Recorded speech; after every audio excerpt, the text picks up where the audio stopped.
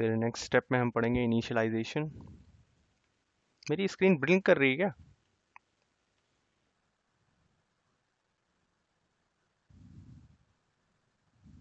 हाँ, वो red red line तो आएगी, लेकिन मेरी मेरी स्क्रीन पता नहीं क्यों ब्लिंक कर रही है। चलो, मैं इसको थोड़ा सा हटा देता हूँ। कुछ रैम लग रहा कम पड़ गई है मेरे को, रैम बढ़वानी पड़ेगी। 8 GB भी कम पड़ जाती है भाई।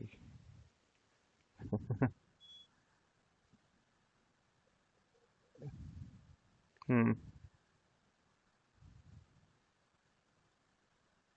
तुम्हारे ऑफिस में तो मैंने सुना है कि 16 GB के सिस्टम्स आ गए, 16 GB रैम के।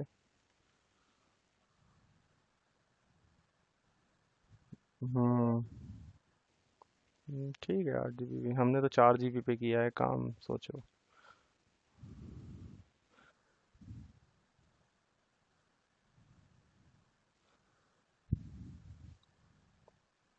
हाँ, वो करेगा, एनोनिमस है।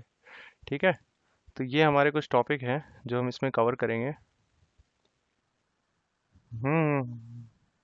हाँ हाँ, अरे तुमको मैंने तरीका बताया है, सिंपल। भूल गए?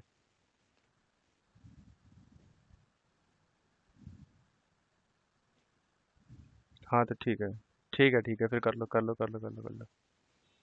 ठीक है।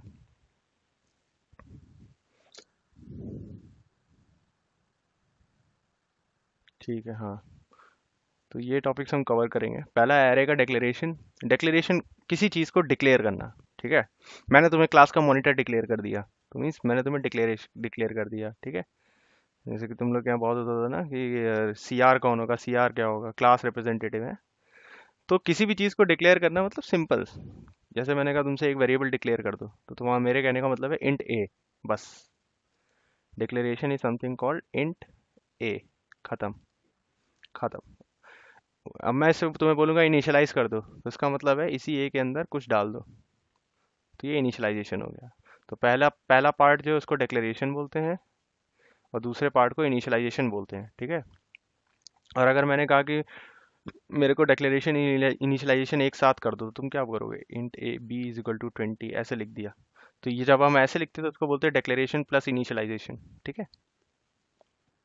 ठीक है, तो ये चीज़ याद रखना है, इसको डिक्लेरेशन बोलते हैं, इसको इनिशियलाइजेशन बोलते हैं, और इसको डिक्लेरेशन प्लस इनिशियलाइजेशन। ठीक है। So we declared a variable b with a type int as well as we हाँ, as well as we initialized। Correct. Correct, यही ऐसे ही बोलना है। हाँ। ठीक है। फिर हम एरे का क्रिएशन पढ़ेंगे, फिर उसकी इनिशियलाइजेशन पढ़ेंगे। ठीक है।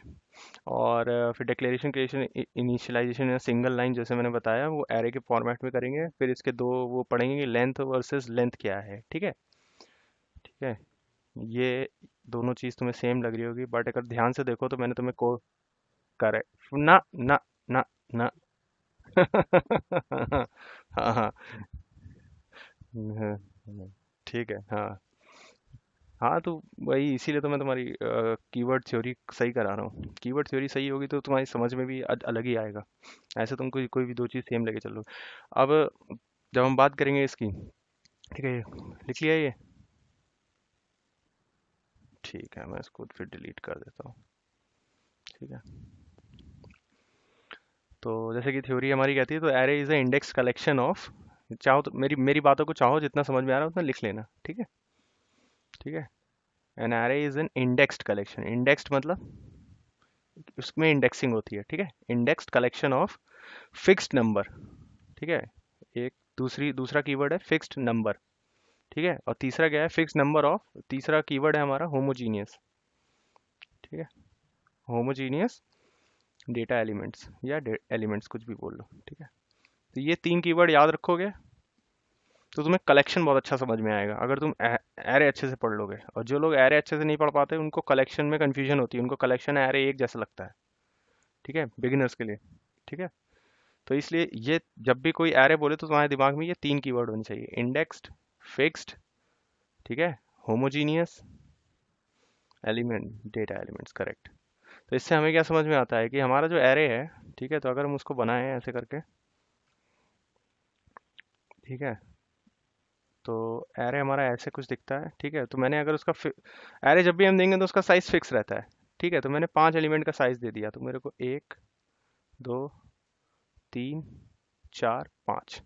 तो हमारी पहली एक प्रॉपर्टी पूरी हो गई, वो क्या है? Fixed number. ठीक है, तो अगर हम यहाँ साइड में लिखें तो इसका साइज क्या है? 5। ठीक है, अब हम, हाँ, अब हम इसकी इंडेक्सिंग करेंगे। नॉट लेंथ 4 हो जाएगी, गलत। Length is also a size, तो लेंथ हमेशा 5 ही रहेगा। ठीक है, फिक्स्ड नंबर। ठीक है, अब हम इंडेक्स की बात करेंगे, तो हमने बोला अगर इफ एरे इज इंडेक्स्ड तो इसका मतलब क्या है? अरे, कहाँ गया ये? हैंग कर गया क्या? देखा? हम्म, ओ बेटा, क्या हुआ मेरे वाइट बोर्ड को? देख रहा हूँ। एक सेकेंड। क्या? कौन रैम खा रहा है? बची तो है रैम, फिर क्यों ऐसा हो रहा है? चलो,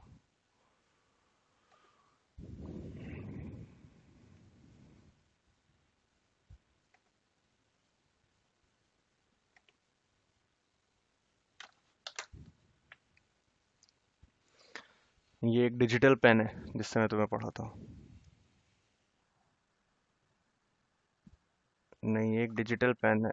ये डिजिटल पेन है और ये इस पे चलता है। ठीक है। हाँ। हाँ।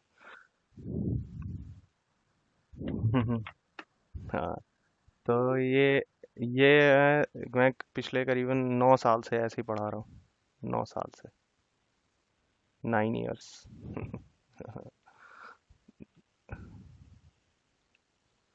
ठीक है, तो इंडेक्स मतलब indexing always starts from zero.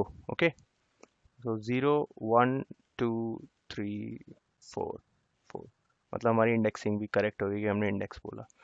अब हमने बोला homogeneous data elements. Homogeneous data मतलब सेम तरह का डेटा ही जाएगा। ठीक है, अगर ये एरे हमने इंट टाइप की बना दी, ठीक है, करेक्ट इंटीजर ही डेटा जाएगा, तो इसमें हम डाल सकते हैं 12, 156, 197, 230।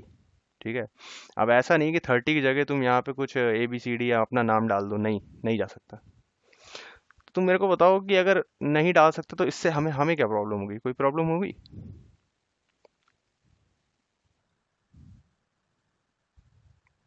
अगर हम स्ट्रिंग के एरे बना लें तो हम इसमें स्ट्रिंग टाइप का डेटा ही डाल सकते हैं, मतलब इसमें हम इंट नहीं डाल सकते हैं। अगर हम कैर की बना लें तो फिर हम कैर टाइप का ही डेटा डाल पाए। लेकिन इससे हमें प्रॉब्लम क्या है? कोई कुछ प्रॉब्लम तो है नहीं, सही तो है हमारे लिए। एक बढ़िया चीज़ दी हुई है जावा में, हमें एरे दे दी है, एरे एरे एरे हमारा काम आसान कर रहा है ना? अगर हमें वही वही अगर हमें यही डेटा को मतलब रखना होता तो हमें कितने वेरिएबल बनाने पड़ते? 1, 2, 3, 4, 5, फिर उन वेरिएबल को याद रखना पड़ता और फिर ये करना पड़ता, है ना? अगर एक एक करके आ रहे होते, तो हमें वो नहीं करना है। हमारा जो जो इनपुट आ रहा है हम उसको चाहो तो अच्छे से रख सकते हैं इसके अंदर, और एक एक करके हमें रिट्रीव कर सकते हैं, है कि नहीं? तो एरे हमारा बहुत काम आसान करता था। ठीक है, the main advantage of an array is that it can support for the multiple values. ठीक है, अंडर द सेम नेम।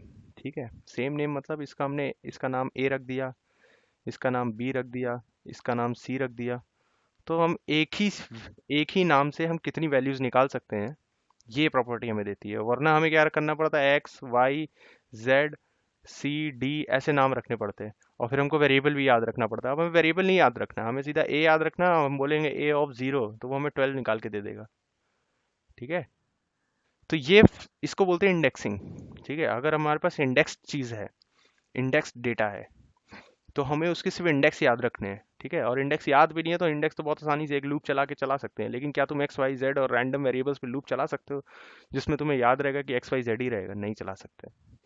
तो इसीलिए इंडेक्स्ड है, फिक्स्ड है और होमोजीनियस है। तो ये एरे की बहुत बड़ी एडवांटेज है। बट एक एक बहुत बड़ी डिसएडवांटेज है एरे में, बता सकते हो? What is the disadvantage in array?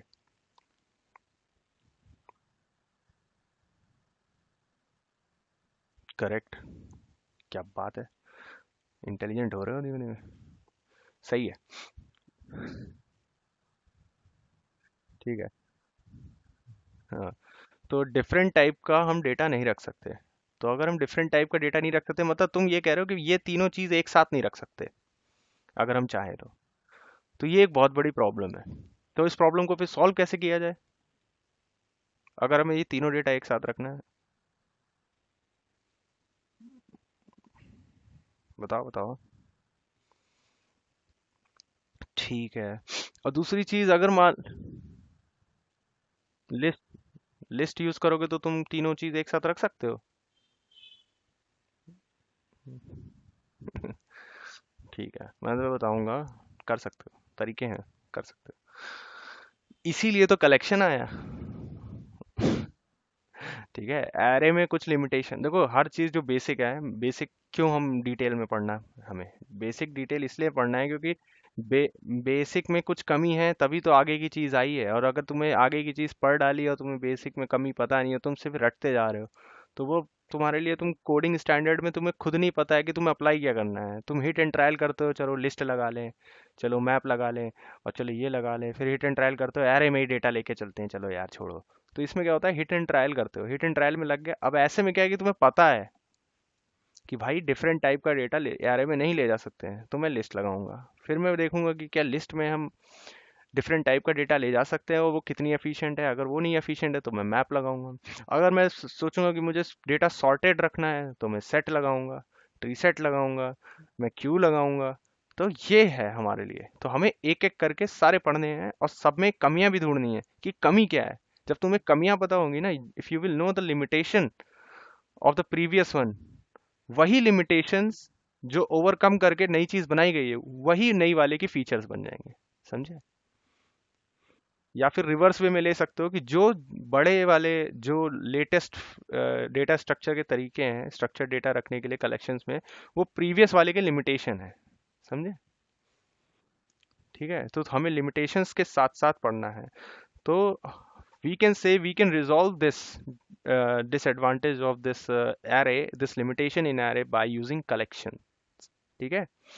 और मेमोरी पॉइंट ऑफ व्यू से जब हम फर्दर मोर हम काम करते हैं, तब हम क्या कहते हैं, कलेक्शंस को एसी बंद करते हैं, हाँ, कलेक्शंस को ज़्यादा यूज़ करते हैं, एरेस को अवॉइड करते हैं, क्योंकि वो मेमोरी मैनेजमेंट के लिए अच्छा नहीं है। कैसे बताओ?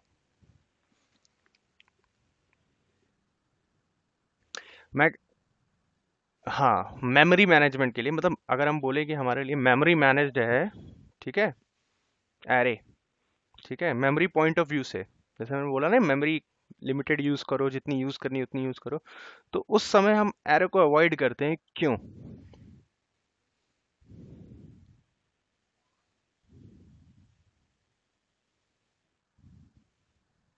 चलो ठीक है। अभी ये वाली स्ट्रिंग एरे है, ठीक है, और स्ट्रिंग एरे तुमने 5 साइज की ले ली, 5, ठीक है, और इसमें तुमने दो ही नाम, ए बी सी और एक्स वाई जेड, सिर्फ ये डाले। बाकी तीन तुम्हारे खाली हैं, लेकिन वो स्पेस रख रहे हैं क्योंकि साइज तुम्हारा पहले से तुमने 5 लेके चला था। ठीक है। ठीक है, तो इस टाइम पे ये देखो, हमारी तीन तीन ब्लॉक्स बेकार जा रहे हैं, खाली जा रहे हैं, और वो मेमोरी ऑक्यूपाई रहेगी। तो ये चीज़ एरे में हमने देखा है। ठीक है, तो एरे में हमें मैक्सिमम लेके चलना पड़ता है पहले से ही, और उतने उस हिसाब से लेना पड़ता है, और फिर बाकी मेमोरी हमारी खाली चली जाती है, लेकिन वो ऑक्यूपाइड रहती है। तो मेमोरी पॉइंट ऑफ व्यू से हम एरे को इसीलिए अवॉइड करते हैं। और कलेक्शंस क्या होता है, कलेक्शंस आर ग्रोएबल। देखो, मैं साथ साइड बाय साइड तुम्हें प्रॉपर्टीज भी बता रहा हूँ कलेक्शंस की।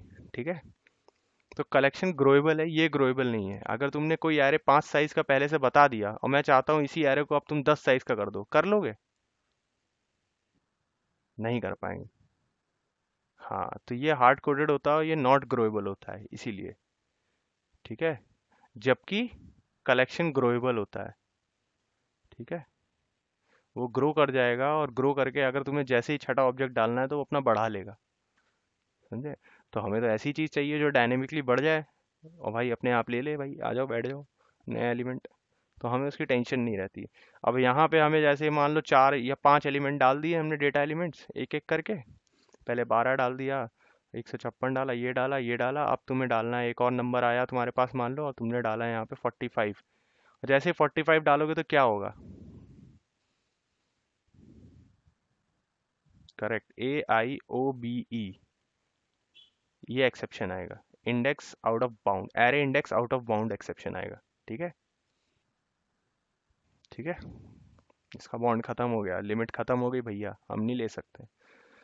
तो तुम देख रहे हो कि कितनी सारी एडवांटेज हैं अभी और डिसएडवांटेज भी हैं, ठीक है। तो अभी हम ये लेके चलेंगे कि एरे की एडवांटेज ही एडवांटेज है, तभी हम एरे को अच्छे से समझ पाएंगे, ठीक है। जब कलेक्शन पे जाएंगे तब इसकी बुराई कर लेंगे, ठीक है।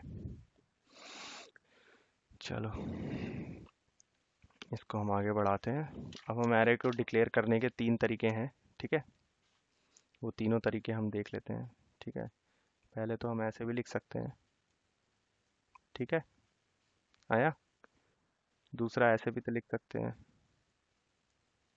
ठीक है। और तीसरा ऐसे भी लिख सकते हैं, ठीक है। बेस्ट यूज़, जो बेस्ट फॉर्मेटेड बोलते हैं, जो सबसे ज़्यादा यूज़ होते हैं वो ये यूज़ करते हैं, और हम लोग लेमैन सबसे ज़्यादा ये यूज़ करते हैं जो सी से सीख कर आए हैं, ठीक है। इसमें क्या होता है कि हम पहले से ही बता देते हैं कि साइज़ क्या है, तो जो हमें साइज़ डालना है वो हमें आराम से यहाँ पे डाल के कर सकते हैं, ठीक है। तो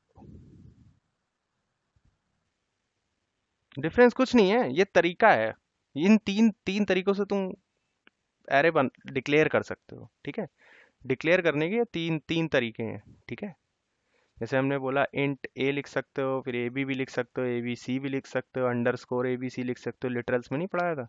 तो वैसे ही एरे में ये तीन तीन तरीके होते हैं, तीन तरीके से ये तीन चीज़ें तुम कहीं पे भी लगा के एडजस्ट कर सकते हो। जावा ने ये हमें पावर दी हुई है, समझे। हाँ,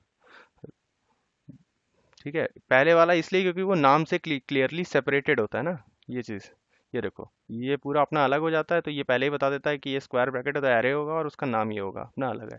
मतलब ये एक स्टैंडर्ड है, स्टैंडर्ड को बोल रहे हैं, तो best standard is this one, ठीक है। तो ये वही चीज़ है और कुछ नहीं है, ठीक है। फिर 2D एरे, हाँ बेस्ट वाला फर्स्ट वाला है। अगर जैसे तुम्हें 2D एरे डिफाइन करनी है तो तुम उसमें सिर्फ ये लगा दो और ये हम ऐसे कर दो, ठीक है। तो बेस्ट तरीका यही वाला है, ठीक है। तो ये तुम्हारे एरे के ऐसे 3D में लगाना है तो एक और ये बढ़ा लो थोड़ा सा, और 3D हो जाएगी, ठीक है। तो ये तुम्हारे बेस्ट तरीके हैं आइडेंटिफाई करने के लिए। तो तुमको अगर मैं बोलूँ, ठीक है, तो बताना कि कौन कौन से वैलिड डिक्लेरेशंस हैं, ठीक है। वैलिड डिक्लेरेशन का क्वेश्चन है एक तरीके से, ठीक है।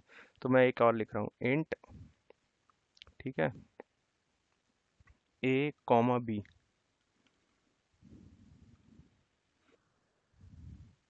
चलो, ये तुमने बोला कि नॉट वैलिड है, ठीक है। अब एक और लिख,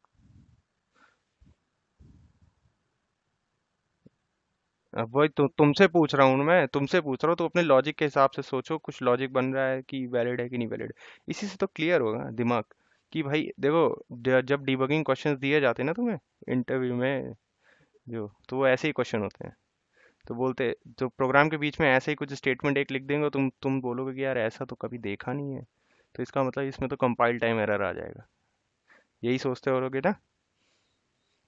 अभी दूसरा वाला बताओ,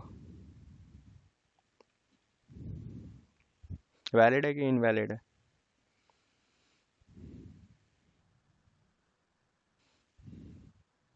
दूसरा वाला वैलिड है। चलो भैया, फिर तुम्हें और कंफ्यूज करते हैं, रुको।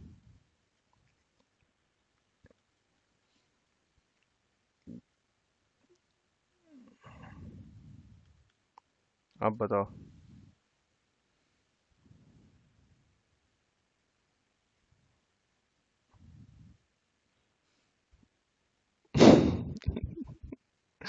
कंफ्यूज हो रहे हो बताओ बताओ बताओ, तुमसे तुक्का मारने को बोला है, ये भी वैलिड है। कैसे बोल रहे हो वैलिड है, मेरे को ये बताओ। तभी ट्राई किया है। अच्छा, अब बताओ वैलिड है कि नहीं वैलिड है।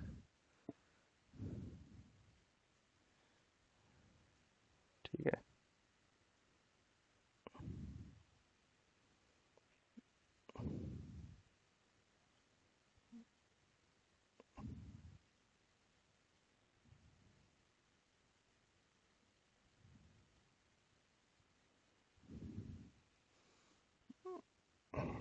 बोलो बोलो।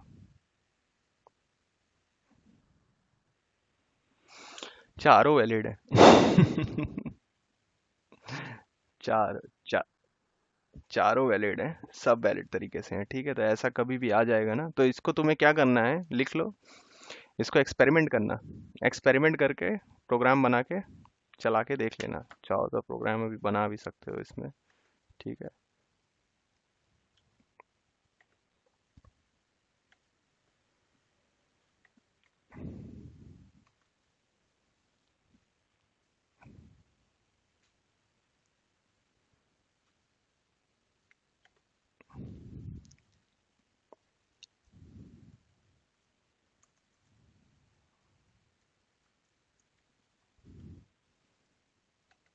देखो, कोडिंग स्टैंडर्ड क्लास लिखी है, इसलिए पहला लेटर कैपिटल, फिर दूसरा कीवर्ड का पहला लेटर कैपिटल, ठीक है।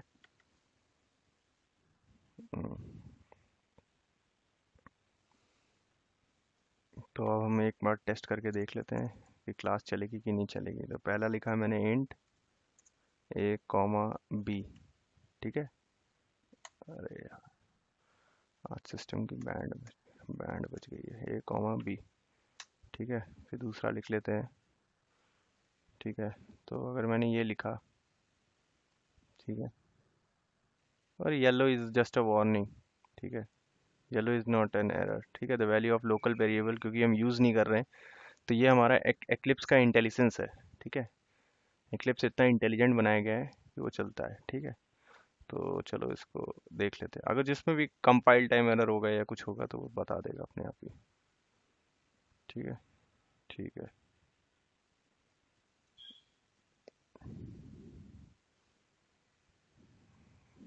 मतलब ये हमारा चल गया अच्छा खासा, कोई एरर नहीं आया, ठीक है। अगर देखना है तो एक काम करो, इसमें जो सब सभी करते हैं शुभ मुहूर्त में, हेलो वर्ल्ड प्रिंट करा लेते हैं। ठीक है, तो देखो मेरा प्रोग्राम चला गया, कोई एरर आया नहीं ना, ठीक है। अब ये दूसरा वाला तरीका लगा लेते हैं, इंट ये ए ये, ठीक है, कॉमा बी ये, ठीक है। अब देखो,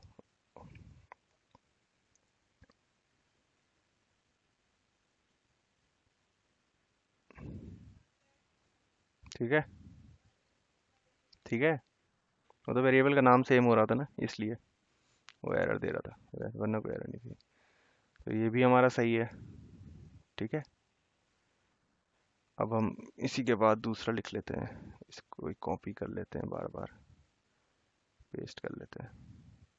अब इसको बंद कर देते हैं। तो ये तरीका होता है एक्सपेरिमेंट करके सीखने का, ठीक है, अपनी क्वेरीज को सॉल्व करने का, कि क्या ये सही है क्या गलत है, तुम हमको बता भी सकते हो बाद में, ठीक है। तो हमने अगला क्या किया था, यहाँ पे लगा दिया था। तो ये जो भी हम पढ़ा रही है सब एक्सपेरिमेंटल है, मैंने एक्सपेरिमेंट करके पहले से लिख रखा है, ठीक है। तो मैं उसी बेसिस पे पढ़ा रहा हूँ जो एक्सपेरिमेंट किया हुआ है। तो ये भी चल गया मेरा प्रोग्राम, कोई एरर नहीं दिया इसने, ठीक है। और चौथा तरीका क्या था जो हमने लगाया था, इंट, ठीक है, और एक ब्रैकेट, ठीक है, फिर ए कॉमा बी, फिर एक और ब्रैकेट, ठीक है, ठीक है। अब ये भी देख लेते हैं, देखो डॉट लग गया, ठीक है। ये तरीका होता है एक्सपेरिमेंट करने का, लो ये भी चल गया। अब ये मेरे को बता सकते हो कि ये, फिर मेरे को बता, ए ए कौन सी आ रही है, बी बी किस टाइप की आ रही है।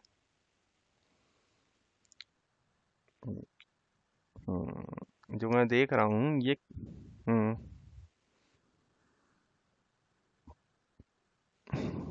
चलो एक और चीज देख लेते हैं फिर, हैं।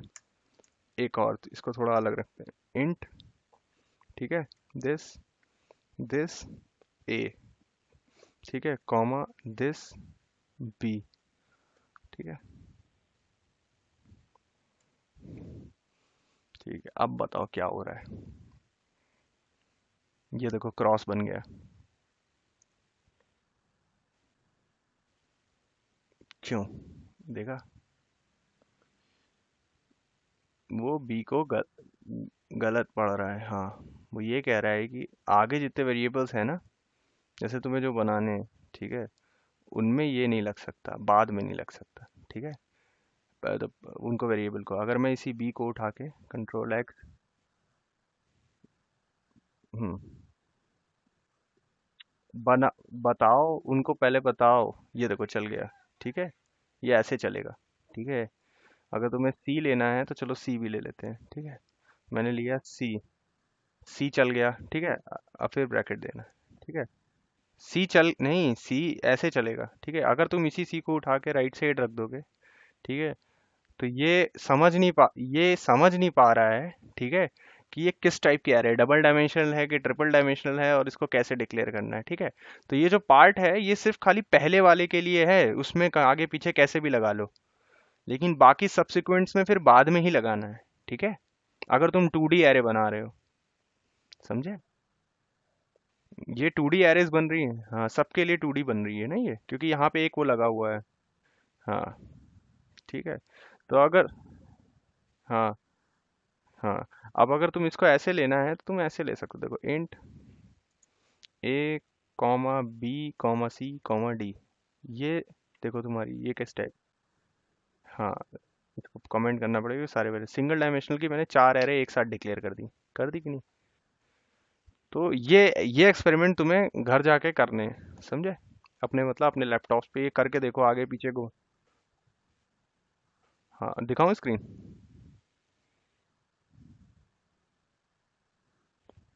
ये नोट कर लो, चाहो यहाँ से नोट कर लो, कोई नहीं, वो दोनों सेम ही है, ये सारे वही तरीके हैं, ठीक है। ये लो, नोट कर लो, ठीक है।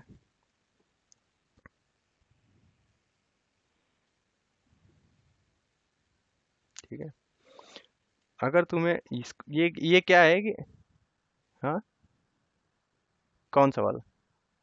नहीं नहीं, ये ये वाला ना। हाँ, ये गलत है, ये गलत है, ये गलत है, ये गलत है। ये देखो ना, एरर फेंक दिया ना, रेड। हाँ हाँ हाँ, इसको हटा के पहले लगा लो। तो सिंपल ये है कि फर्स्ट वाले के लिए कैसे भी चलेगा, फर्स्ट वन, अगर तुम सिंगल सिंगल लाइन में करते हो सब, ठीक है, वरना तो लोग डिफरेंट डिफरेंट लाइन में करते हैं।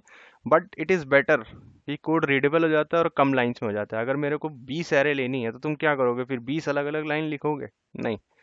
If you want to be a professional, professional बंदा डिक्लेयर कर सकता है 20 एरे एक साथ, ठीक है। सिर्फ उसको ये पता होना चाहिए कि पहली एरे को हम कैसे भी आगे पीछे लगा सकते हैं, जो पहला पहला डिक्लेरेशन होगा।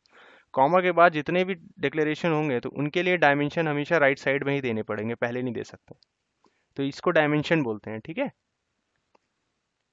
ये इनका डायमेंशन हो गया, समझे। आया समझ में। हम्म तो ये तुम्हारे डायमेंशन है। तो अभी ये देखोगे कि ये तो इसलिए रेड आ रहा है क्योंकि ये सेम वेरिएबल हो गया, अब नहीं आएगा, ठीक है। अब अगर तुम ऐसे ही इसमें और लेके कर लो, ये लो, इसमें ये लो, कितने भी डायमेंशन का बना लो, ये लो, चल गए। मतलब इसका कहने का मतलब है, पहले वाले में तुम आगे लगाओ चाहे पीछे लगाओ को। हाँ, ये, हाँ, बाकियों में हमेशा राइट साइड पे दे। हाँ हाँ, 4D अरे 5D जैसे बनाना है वैसे बना लो, जो रिक्वायरमेंट होगी। 4D ओडी में कहाँ जाओगे अभी तुम। 3D तक ही बना लो, बड़ी बात है, 3D में ही खेल लो। 4 डायमेंशन में तो दिमाग ही घूम जाएगा। समझे। अब एरे, अभी तो ये सिर्फ डिक्लेरेशन हुआ, ठीक है। अब इसका कंस्ट्रक्शन समझेंगे, ठीक है।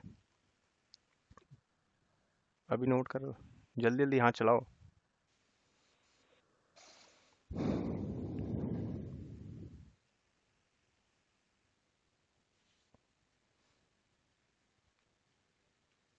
बस एक ही चीज़ याद रखनी है तुम्हें, कि राइट साइड सबसीक्वेंट जैसे ही एक एक एक वेरिएबल हो गया, उसके आगे जैसे ही बढ़ेंगे, बस तुम्हें क्या करना है, आगे बढ़ जाना है,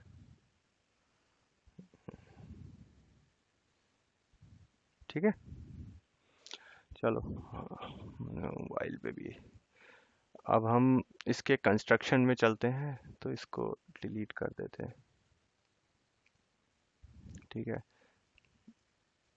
ये ले ले, एरे का कंस्ट्रक्शन, ठीक है।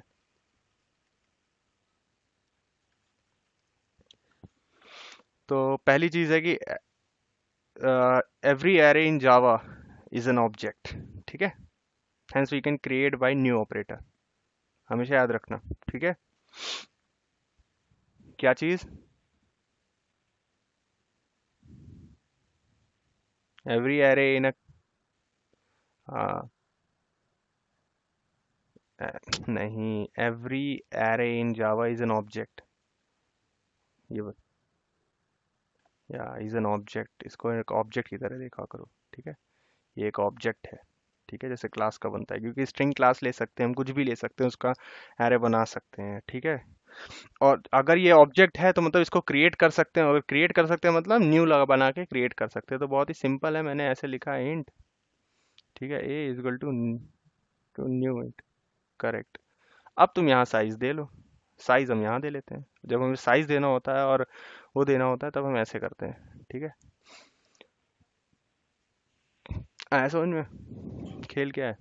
और सी में क्या करते थे, हम ऐसे ही लिख देते थे इंट ए 10, यूँ कर देते थे, है ना। बट यहाँ पे ऐसा नहीं करते हैं, क्यों? क्योंकि यहाँ पे ये प्रिमिटिव कोई टाइप नहीं है, ये एक ऑब्जेक्ट के क्रिएशन की तरह होता है एरे हमारा। ठीक है, जावा में, इसलिए। ठीक है, तो वो अपनी करस्पॉन्डिंग क्लास नेम के ऑब्जेक्ट्स वो लेके चलता है। अगर तुमने इंट ए लिख दिया तो इंट टाइप के वेरिएबल लेके जाएगा तीन इसमें। अगर तुमने यहाँ पे डबल लिख दिया तो डबल टाइप के तीन ही रख सकता है।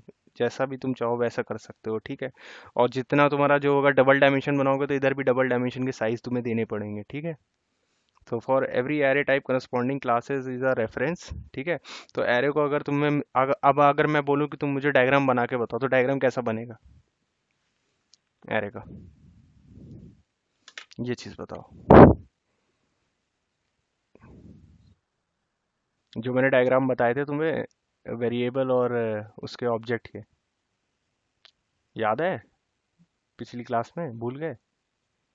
जब मैंने बोला था कोई भी प्रोग्राम बनाओ, कोई भी प्रोग्राम बनाओगे तो बीच में एक लाइन खींच लेना, राइट साइड डायग्राम बना बना के। ए, ए में 10 गया।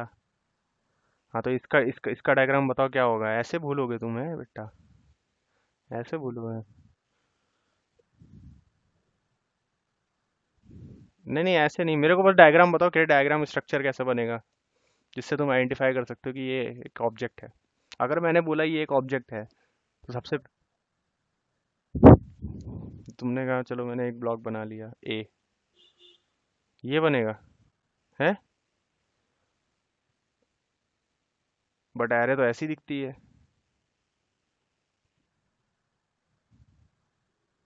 तीन, तीन ब्लॉक बनेंगे, ये ऐसा डायग्रामेटिक स्ट्रक्चर होगा? नहीं, गलत। जब मैंने नहीं नहीं नहीं नहीं नहीं नहीं नहीं नहीं, मैं बता रहा हूँ। खेल क्या है कि जब मैंने इसको ऑब्जेक्ट बोल दिया तो सबसे पहली चीज़ है कि ऑब्जेक्ट कहाँ बनता है? हीप में। ठीक है, और अगर हीप में बनता है तो ऑब्वियसली तुम्हें क्या बनाना है? एक सर्किल। आए समझ में? सर्किल के अंदर बनेगा तुम्हारी एरे। ठीक है, 0 1 2 3, तीन है ना, इंट टाइप की। ठीक है, तो इस एरे का कोई लोकेशन होगी, मैंने बोला 9034, कुछ भी ले लो, वो लोकेशन तो कुछ भी हो सकती है। अब यहाँ पे ए बनेगा और ये ए इसको रेफरेंस करेगा। ठीक है, ये है एरे का डायग्रामेटिक स्ट्रक्चर जो असलियत में बनता है ये। ठीक है, ठीक है, तो हमेशा ये चीज़ याद रखना, ये बना लो, क्योंकि हमने पहले ही बोल दिया एरे इज एन ऑब्जेक्ट। तो ऑब्जेक्ट जब भी बनेगा तो हमेशा याद रखना कि ऑब्जेक्ट कुछ भी होगा वो सर्किल के अंदर आ जाएगा। ये एक स्टैंडर्ड बना रखा है। कैसे? टोपो शीट देखी है कभी ज्योग्राफी में? है, मैप, ज्योग्राफी में मैप पढ़ा है?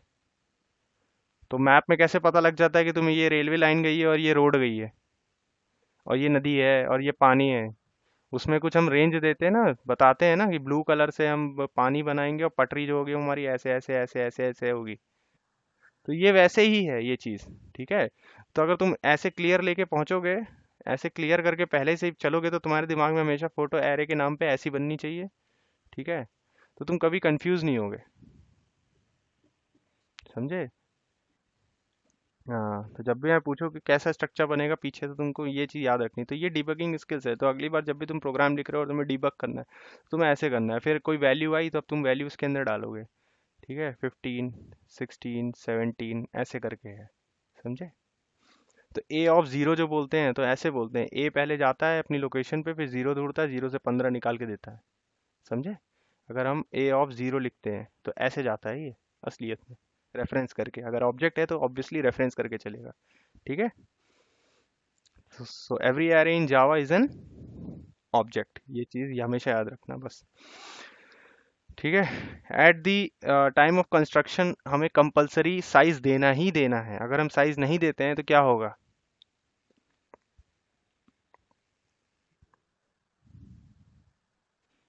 अरे कंपाइल टाइम एरर दे देगा वो, चलेगा ही नहीं। ठीक है? सिंपल। हाँ, तो मिनिमम जो साइज है वो जीरो देना ही देना है अगर तुम्हें बनानी है एरर जीरो साइज की। ठीक है? जीरो से कम साइज दे ही नहीं सकते, और तुम्हें बिना साइज के एरर बना ही नहीं सकते। ठीक है? ये चीज याद रखना है। और अगर हम नेगेटिव वैल्यू दे के चला भी देते हैं तो क्या होगा बताओ मेरे को? अगर मैंने यहाँ पे -3 दे दिया तो क्या होगा?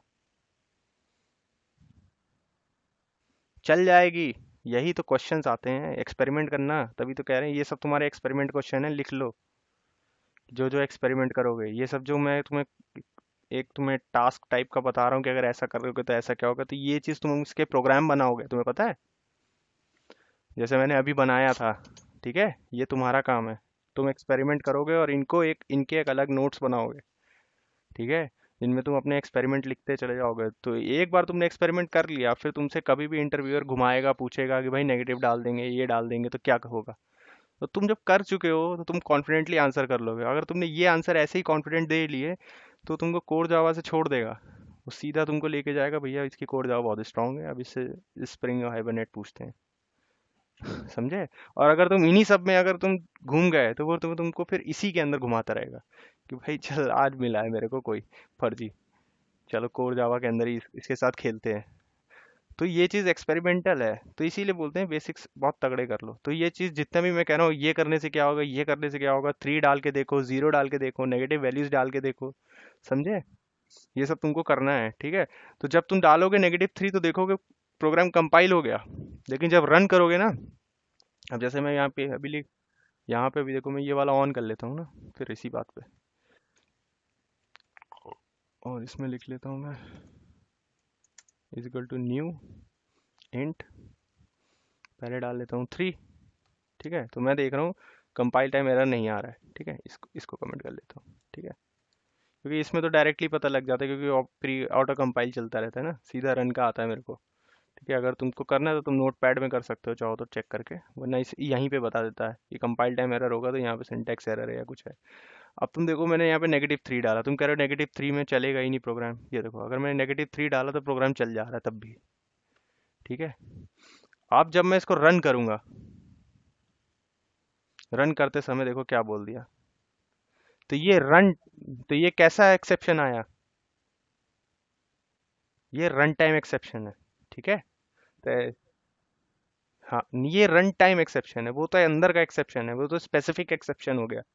एक्सेप्शन दो तरह में क्लासिफाई होता है, एक कंपाइल टाइम एक्सेप्शन और एक रन टाइम एक्सेप्शन। यानी कि एक चेक्ड एक्सेप्शन, एक अनचेक्ड एक्सेप्शन, ये मैं हाँ। तो ये सारे टॉपिक तुम देखोगे धीमे धीमे इसी में क्लियर होते जाएंगे। ठीक है? एक्सपेरिमेंट करने में। समझे?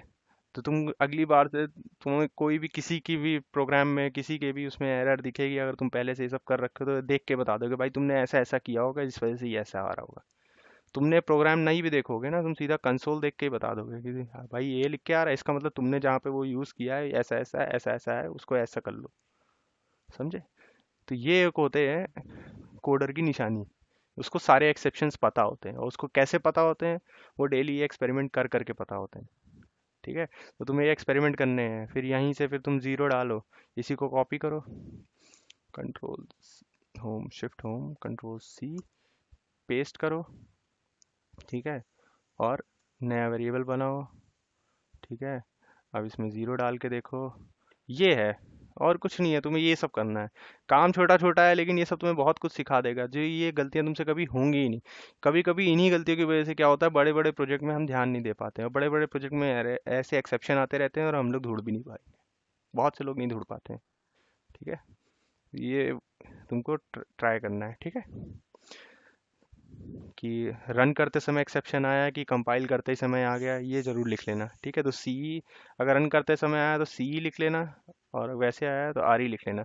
तो होता क्या है कि तुम्हें ये क्वेश्चन मिलता है, ठीक है, एग्जैक्टली ऐसे ही, ठीक है। कहाँ गया? एग्जैक्टली एक क्वेश्चन ऐसे उठाते हैं वो लोग, और इसको यहाँ पेस्ट कर देते हैं। पेस्ट होगा कि नहीं होगा? नहीं होगा शायद। ठीक है, हो गया, हो गया, हो गया, हो गया। ठीक है। और ये जो,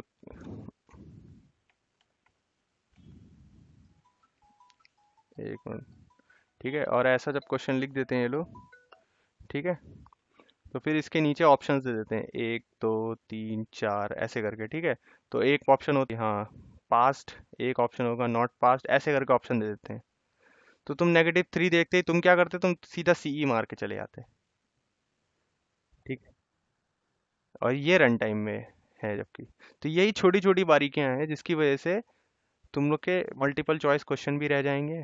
ठीक है, कोडिंग राउंड के से पहले या कभी कभी बाद में मल्टीपल चॉइस क्वेश्चंस भी यही वाले देते हैं, ठीक है, जिनमें रन चेक करना होता है कि रन करके प्रोग्राम क्या वो करेगा, क्या आउटपुट देगा, ठीक है।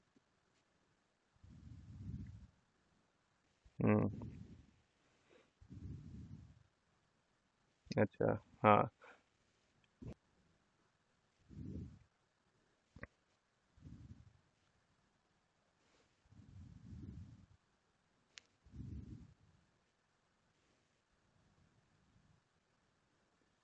हाँ।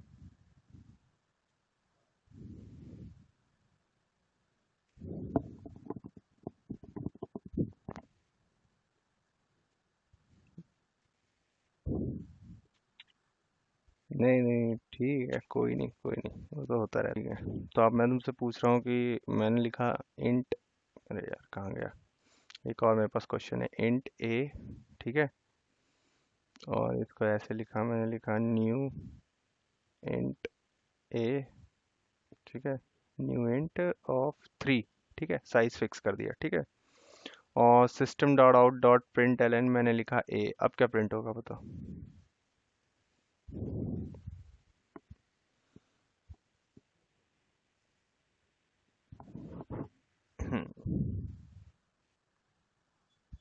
नहीं नहीं, ए नहीं है वो, सॉरी, मैं बता देता हूँ थोड़ा सा तुम्हें, लगा लिया लो, सेमी कोलन वाला जहाँ हो। हाँ वो ठीक है। हाँ, मेरे को ये सिर्फ मैं ये कह रहा हूँ एरर नहीं है इसमें, ठीक है, मेरे को बताओ आउटपुट क्या आएगा बस। अगर मैं इतना लिखता हूँ, क्यों 3 आएगी? क्यों 3 आएगी? ए तुम्हारा क्या करता है, ए तुम्हारा ऑब्जेक्ट का रेफरेंस पकड़ता है ना, क्या बताया था मैंने?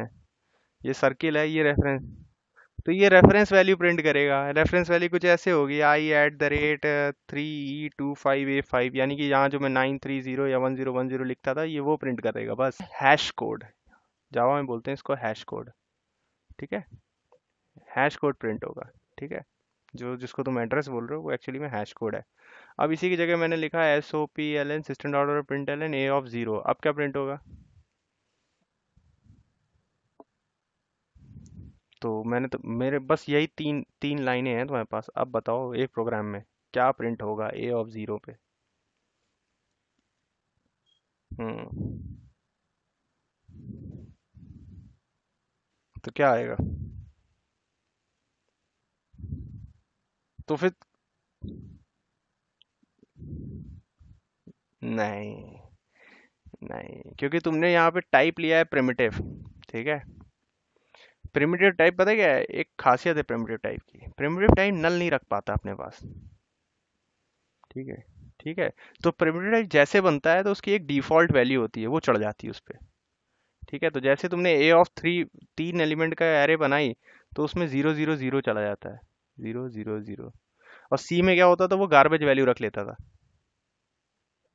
है ना। तो यहाँ, हाँ, 0 आंसर दे देगा वो, अगर तुमने कुछ डाला नहीं है तो, ठीक है।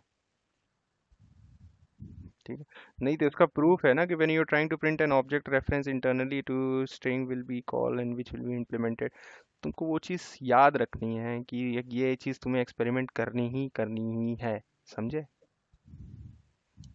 अगर ये चीज़ तुम एक्सपेरिमेंट नहीं करोगे तो फिर तुम यहाँ पे कंफ्यूज होते रहोगे। ठीक है। तो प्रिमिटिव डेटा टाइप के साथ करना, स्ट्रिंग के साथ करना, देखना क्या आता है। ठीक है, क्योंकि स्ट्रिंग तो क्लास है। और अगर क्लास क्लास की डिफ़ॉल्ट वैल्यू क्या होती है? अबे नल। क्लास नल रख सकती है। समझे? तो यही एक वजह वजह है। ठीक है। एक जिसकी वजह से हम लोग रैपर क्लास यूज़ करते हैं, not this primitive type data type. ठीक है। ठीक है, हम इंट की जगह प्रोजेक्ट्स में इंटीजर को यूज़ करते हैं। ठीक है। हम फ्लोट की जगह प्रोजेक्ट्स में फ्लोट यूज़ करेंगे, कैपिटल एफ वाली चीज़ें। इसको अवॉइड करते हैं।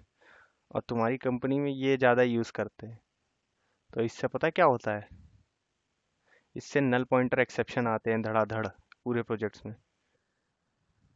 हम रैपर, हाँ रैपर क्लास यूज़ करनी चाहिए। समझे? हाँ। तो तुम्हारे प्रोजेक्ट्स में कितनी बार तुमने नल पॉइंटर एक्सेप्शन देखा होगा?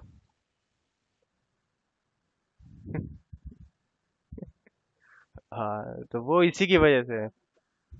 हम्म। हाँ, और हमेशा जो चीज़ नल रख सकती है तो उसको चेक कराना चाहिए हमेशा, जस्ट उसमें से। बहुत सिंपल सा यूज़ केस है कि फ्रंट एंड से अगर कोई वैल्यू आ रही है और तुम उनको इस टाइप में रखे हो, ठीक है, इंट ए में। ठीक है, इंट ए में। तो फ्रंट एंड में तुमने तो पेज सही बनाया, सब कुछ सही चल रहा था, लेकिन हुआ क्या कि क्लाइंट का कंप्यूटर थोड़ा ख़राब था। ने इंटरनेट इंटरनेट थोड़ा ख़राब था, तो जावा स्क्रिप्ट जो लोड होनी थी वो लोड ही नहीं हुई। और जावा स्क्रिप्ट लोड नहीं हुई और बंदे की वैल्यू गई नहीं, और पीछे क्या आ गई? नल। और यहाँ क्या तुमने लगाया? इंट ए। ए में वो वैल्यू लाके रखनी है। ठीक है, जो वैल्यू सामने से आ रही है। अब वैल्यू यहाँ आ गई नल। और नल ये इंट ले नहीं सकता, तो क्या करेगा? चलता प्रोजेक्ट तुम्हारा टर्मिनेट हो जाएगा। समझे? हाँ। और अगर ट्राई कैच लगाए होंगे और सामने वाला बंदा क्या कंप्लेन रेज करेगा कि सर आप आपका प्रोजेक्ट चल नहीं पा रहा है, मैं क्या करूँ? ठीक है। तो यहाँ पे दो तरीके होते हैं। यहाँ पे हम इफ कंडीशन में पहले नल चेक कराते हैं, फिर वैल्यू स्टोर कराते हैं अंदर बैकएंड पे। ठीक है। और दूसरा, इंट की जगह हम इंटीजर यूज़ करते हैं कि अगर बाई चांस, बहुत ही रेयर केस है कि रेगरिस टेस्टिंग के बाद भी अगर वो नल वैल्यू पास हो जाती है, तो कम से कम रख ले अपने पास वो वो टर्मिनेट ना हो। समझे? तो अगर तुम रैपर क्लास यूज़ करोगे तो वो टर्मिनेट नहीं करने देगा, वो यूज़ कर लेगा, और बाकी तुम्हें ट्राई कैच लगा के उसको हैंडल करने पड़ेंगे। ठीक है।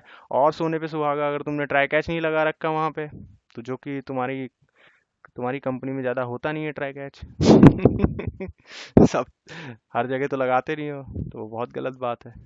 वो भी लगानी पड़ती है। ठीक है। तो ये, तो अब तुम देख रहे हो कि एक प्रोजेक्ट को लिखने में सबसे ज़्यादा, अगर ट्राई कैच नहीं लगाओगे तो प्रोग्राम तुम्हारा टर्मिनेट कर जाएगा। टर्मिनेट का मतलब जानते हो? एरर नहीं देगा, सिस्टम ही बंद हो जाएगा तुम्हारा। च, चलता प्रोजेक्ट बंद हो जाएगा। हाँ, और अगर ट्राई कैच लगा होगा तो वो क्या करेगा? वो उतनी चीज़ को टर्मिनेट करके आगे बढ़ जाएगा, एक्सेप्शन दे के आगे बढ़ जाएगा। और ये यहाँ पे अगर ट्राई कैच नहीं लगा हो तो वो आगे नहीं बढ़ेगा, वो वहीं पे टर्मिनेट होके रुक जाएगा, खत्म। तो ये तुम एक चीज़ देख रहे हो कि कुछ भी कर लो, ये सिर्फ स्प्रिंग पढ़ने से और डायरेक्ट सोच रहे थोड़ा बहुत कोर जावा पढ़ने से नहीं कर पाओगे। पूरा कोर जावा का खेल है अंदर पूरा। कहीं भी जाओगे, ये जो छोटी छोटी चीज़ें ना, ये सारी काम आती हैं प्रोजेक्ट डेवलपमेंट में। तो इसीलिए सबसे ज़्यादा जो है ना, जो डेवलपर्स हैं वो 80% ऑफ द टाइम अपना कोर जावा को देते थे जब पढ़ते थे, और 20% टाइम फ्रेमवर्क होता है, क्योंकि जिन्होंने 80% अपना टाइम कोर जावा को दे दिया तो उनके लिए फ्रेमवर्क पकड़ने में कुछ नहीं है। अगर उन्होंने 3 महीने में कोर जावा ख़त्म करी तो 10 दिन में फ्रेमवर्क ख़त्म कर देंगे वो। उनको हर चीज़ ऐसी समझ में आएगी। समझे? तो जितनी मेहनत है सबसे ज़्यादा यही है, कोर जावा में है, और ये कर लो अच्छे से। ठीक है। ठीक है। तो अब से जब भी तुम प्रोजेक्ट में यूज़ करना तो क्या यूज़ करोगे? Wrapper classes. ठीक है। रैपर क्लासेस को ज़्यादा यू प्रेफरेंस देना। ठीक है।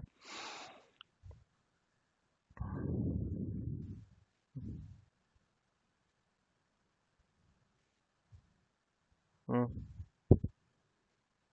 हम्म।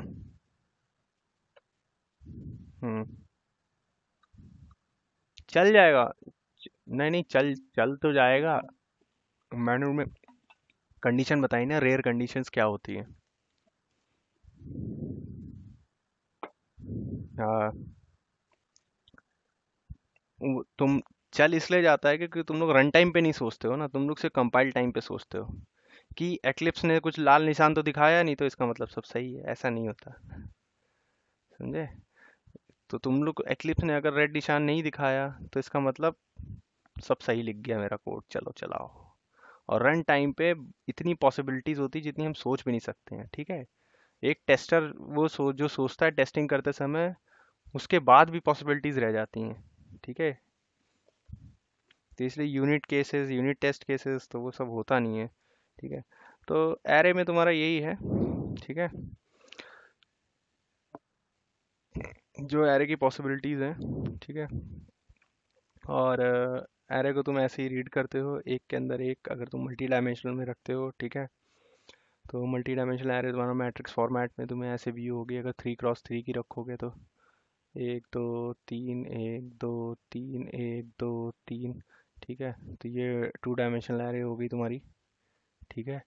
तो जो कि तुमने न्यू एंट करके, ठीक है, ये 2 डायमेंशनल है। ये देखो ना, 3x3, 9 एलिमेंट, ठीक है। 3 डायमेंशन में तुम्हें और बनाने पड़े, तुम्हें ऐसी और एरे बनेंगी फिर 3 डायमेंशनल में, समझे, ऐसे ऐसे करके। हाँ हाँ। तो तुम्हें उस हिसाब से सोचना पड़ेगा, ठीक है, क्यूबॉइड के पर्पस पे तुम्हें सोचना पड़ेगा, और थ्री थ्री डायमेंशन में, ठीक है।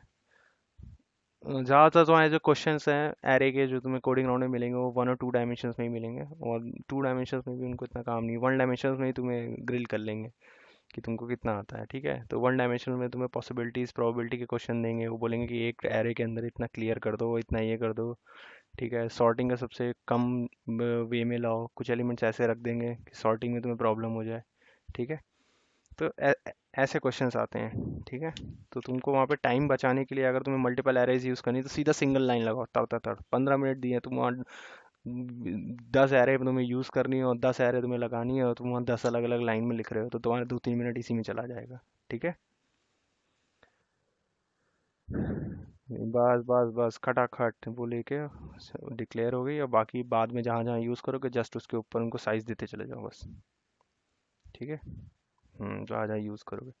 अब तुम्हें क्या है कि लेंथ जो है, लेंथ, ठीक है, जो हम लेंथ की बात करते हैं, लेंथ वर्सेस लेंथ हमने बोला था ना तुम्हें बताने के लिए, ठीक है। तो तुमने एक लेंथ को क्या बोला था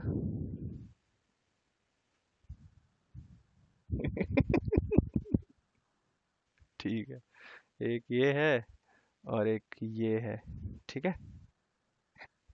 वही मैंने तो बनाया ही नहीं, तो कहाँ से मेथड हो गया बना बनाने तो दो।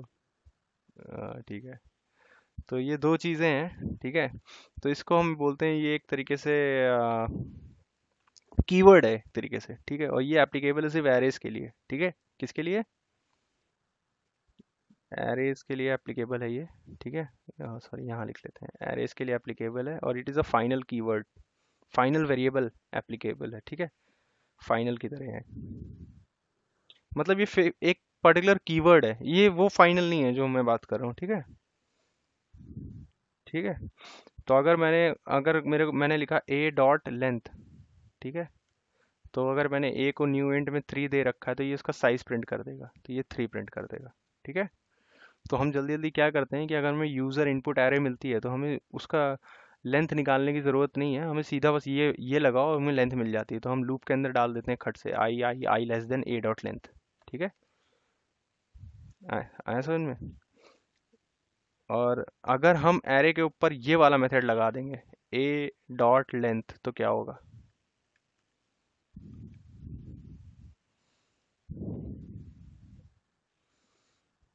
हाँ, ये मेथड लगा देंगे तो क्या होगा?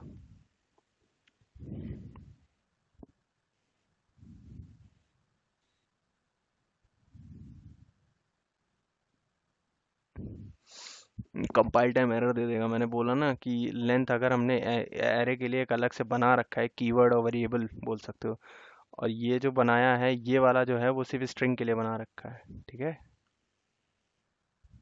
तो ये कंपाइल टाइम एरर दे देगा। हाँ, तो तुम कभी भी कंफ्यूज ना होना कि ऐसा नहीं कि एरे के साथ ए डॉट ये लगा दो और सोचो प्रोग्राम चल जाए और उसी में फंसे रहो। नहीं, एरे के साथ एक स्पेसिफिक बनाया गया है जिसमें वो वेरिएबल बना के दिया गया है एरे के साथ, क्योंकि एरे बहुत पहले बनी थी। तो ठीक है, तो उस समय मेथड वेथड्स इतना नहीं बनाते थे उस समय, इसलिए पहले से बना के दिया गया है। ठीक है, तो अगर हमने ऐसा लिखा है कि string S is equal to Kshitij, ठीक है, और तुमने एस डॉट यानी कि एस डॉट लेंथ चलाया, है ना, मेथड चला, अब इस पे मेथड चलेगा। ठीक है, तो ये हमें क्या देगा, 1 2 3 4 5 6, 6 दे देगा कट से, बस हो गया काम हमारा। अब अगर हम इसी एस पे ये चला दें तो क्या होगा, ये 41। करेक्ट, कंपाइल टाइम एरर बोल देगा, वो बोलेगा variable length is not defined for string type, ठीक है, so we can't can not find the symbol. ठीक है, तो ये चीज़ हमेशा याद रखना कि लेंथ और लेंथ जो दो दिए गए हैं वो दोनों क्या डिफरेंस है और क्यों है। बहुत से लोग ऐसा करते हैं, कई बार भूल जाते हैं, एरेस पे इतने दिनों से काम नहीं कर रहे हैं, अब कलेक्शन कलेक्शन कर रहे हैं तो जल्दी जल्दी में बनाते समय लगा देते हैं मेथड। नहीं, वो मेथड स्ट्रिंग के लिए बनाया गया और ये मेथड सिर्फ एरेस के लिए बनाया गया, तो ये मेथड नहीं है, ये एक वेरिएबल है। ठीक है, ये जो, ये एक वेरिएबल है और ये एक मेथड है, ऑब्वियसली एक वेरिएबल ही तो है, देखो ना। हाँ, और इसको हम एक कीवर्ड भी बोल सकते हैं, ठीक है, कि it is a defined keyword. ठीक है, ये कीवर्ड है जो डिफाइन करा गया है पहले से, ठीक है, जो हम यूज़ करते हैं। ठीक है, अब एक आता है हमारा एनोनिमस एरे। एनोनिमस पता है क्या होता है?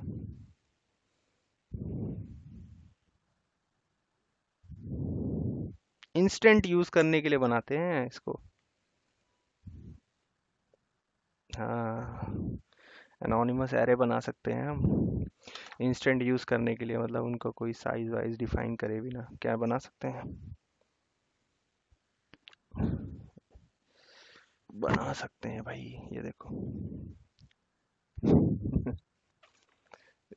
हर चीज़ की पॉसिबिलिटीज़ है कोडिंग में, ठीक है, क्योंकि इतनी सारी चीज़ें हैं ना कि वो चीज़ हो ही जाती हैं। तो ठीक है, अगर मैं इस ए को यहीं पे टर्मिनेट कर दूं, ठीक है, और इसके आगे इसको कमेंट कर दूं, ये कमेंटेड है, ठीक है, तो मतलब सिर्फ हमारे पास एक एरे है इंट ए, ठीक है, और अगर हम ऐसा लिख दे A is equal to new int this, क्या होगा, एरर दे रहा है। अगर हम इसको ऐसे लिख दें फिर, मेथड कहाँ हो गया, ये कौन सा लगाया है, ये देखो ना, अभी बता। अब मैं इसको ऐसे लिख दूँ 1 2 3, ये तो सीधा डायरेक्ट इनिशियलाइजेशन कर दे रहा हूँ मैं। ठीक है, तो इसको बोलते हैं एनोनिमस एरे। हाँ, एनोनिमस एरे बनाते हैं हम। ठीक है, अभी क्या होता है कि वैल्यू तुम एक एक करके ए ऑफ ये, ए ऑफ ये करके इनिशियलाइज कर रहे हो ना, लेकिन अगर तुम्हें पता है कि तुम्हें यही वैल्यूज के पीछे खेल खेलना है तो तुम उसको डायरेक्ट एनोनिमस दे देते हो कट से, चलो दो, और सीधा वैल्यू दी और उनको यूज़ कर लो। ठीक है, इसके बीच में ये नहीं होता है कि ऐसा। हाँ, अब इसमें क्या है कि वो ऑटोमेटिकली गिन लेगा कि 3 है तो ये 3 साइज की बना देगा, जो भी जितना भी इसमें एलिमेंट पड़े होंगे उतने साइज की फिक्स करके, और वो एलिमेंट बन स्टोर हो जाएंगे उसमें, है ना। और ऊपर वाले में क्या है कि हम साइज साइज देते हैं। हाँ, वही है, वो डिक्लेरेशन है। ठीक है, उसको तुम डायरेक्ट भी लिख सकते हो यहाँ पे। हाँ, तो लो नीचे वाले का आप कहाँ है, आप एरर दे रहा है, तो वही चीज़ है डिक्लेयर करके, अरे मैंने बोला नहीं था इंट ए बनाओ फिर ए इज इक्वल टू 10 डाल दो, वैसे है ये, तुम इसको डायरेक्ट भी लिख सकते हो, लो एनोनिमस है। हाँ, वो डबल लाइन में कर लिया, सिंगल लाइन में कर लिया, ठीक है। तो मेरा कहने का मतलब है यहाँ पे देखो मैंने साइज नहीं दिया है, और वैसे हम लोग साइज देते हैं, बट साइज यहाँ पे भी फिक्स है, क्यों, जितने एलिमेंट डाले उतने ही तो जाएंगे, फिर उसके बाद थोड़ी ना चले जाएंगे दोबारा, इसमें थोड़ी ना एंट्री कर ले पाओगे। तो ये एक एनोनिमस तरीका होता है एरे को इनिशियलाइज करने का। न- नहीं नहीं नहीं, दोबारा एंट्री में सिर्फ खाली यही चेंज हो सकते हैं, जो जितनी लोकेशन है, एक्स्ट्रा एलिमेंट नहीं ऐड हो सकता। क्योंकि फिक्स साइज होता है ना एरे का। भूल गए? अभी पढ़ा, अभी भूल गए। फिक्स साइज होता है एरे का, ठीक है। तो उसको दोबारा नहीं कर सकते। अब मैं इसको कॉपी कर लेता हूँ, इधर लेके मैं दिखाता हूँ।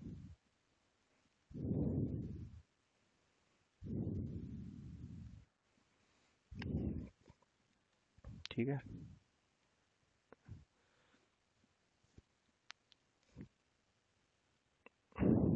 तो अब अगर हम इसकी बात करें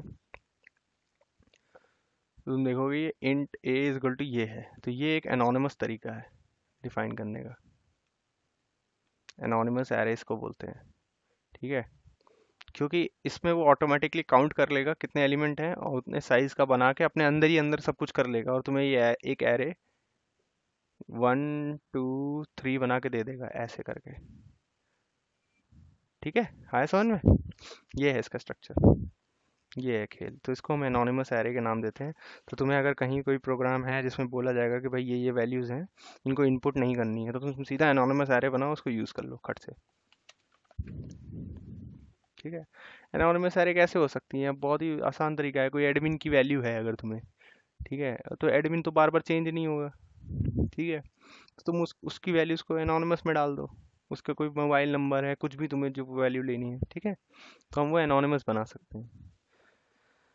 तो ऐसी कोई सी भी पॉसिबिलिटी है रियल टाइम में सोच के तुम उनको रख सकते हो, जो वैल्यूज़ जो तुम्हें एनोनिमस बनानी है, यूज़ करनी है एक प्रोग्राम लिखते समय, बस बना लो उसको। ठीक है। तो असाइनमेंट तो हमने बता ही दिए थे तुम्हें कि असाइन कैसे करते हैं, इनिशियलाइज कैसे करते हैं, ठीक है। तो ये सब इंट का बताया था। इसी के आगे फ्लोट लगा के भी कर सकते हो, डबल लगा के भी कर सकते हो, डेटा टाइप चेंज करके कैसी भी एरे बना सकते हो, because array is in Java, array is correct. ये चीज़ याद रखना, एरे इज इन ऑब्जेक्ट, ठीक है। तो ये एरे का डिटेल्ड एक हमारे पास वो था, ठीक है। अब हम कुछ केसेस देख लेते हैं एरे में, ठीक है। तो ये केसेस तुम्हें ट्राई भी करने हैं, ठीक है। जो मैं एरे के केसेस तुम्हें बता रहा हूँ वो तुम्हें ट्राई भी करने हैं। तो अगर हमने, सिंपल सा एक क्वेश्चन है मेरे पास, ठीक है, इसी को एडिट नहीं कर सकते हैं तो इसको ले लेते हैं।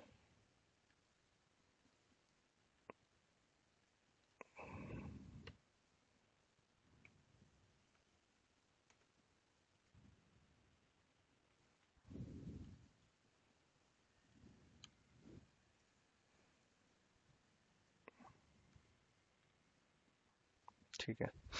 अब मैंने लिखा है कि एक एरे है हमारे पास, ठीक है, वो नंबर टाइप की है, ठीक है। नंबर टाइप है।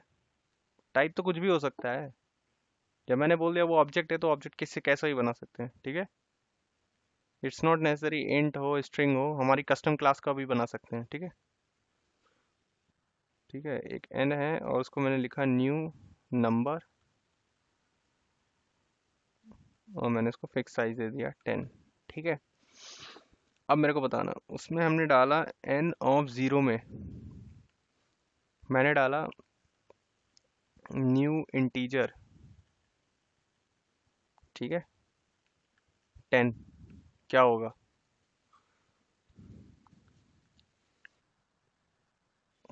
देख लो।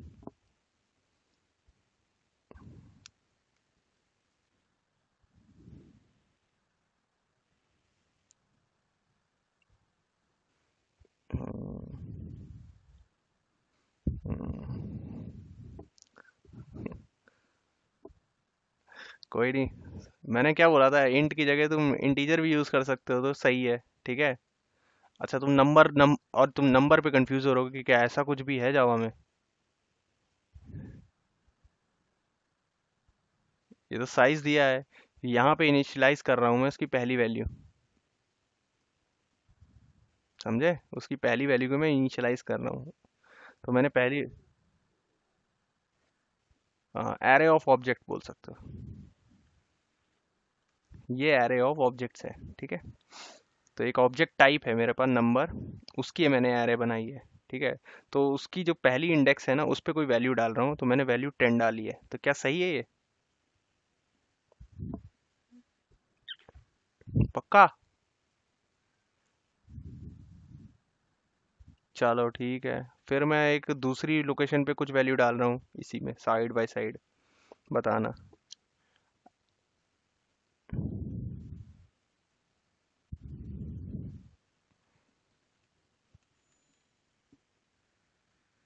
बताओ। ये भी सही है, क्यों?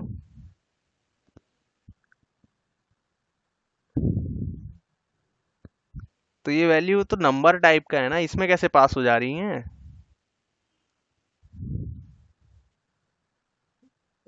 हाँ, तो नंबर के अंदर ये इंटीजर और डबल कैसे पास हो जा रही है, मेरे को ये नहीं समझ में आ रहा है भाई साहब। नंबर के नंबर आज तक क्लास देखी है तुमने? क्या ऐसी कोई क्लास है जावा में? नहीं है।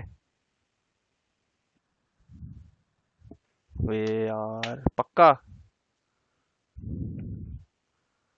चल भाई देख लेते हैं यार, पता नहीं मेरे को भी नंबर है कि नहीं है ना? कंफ्यूजन दूर हो जाएगी, क्यों?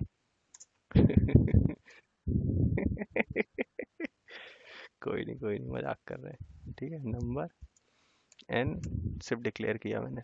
अबे ये तो ले लिया इसने, ये मतलब नंबर नाम की क्लास है क्या?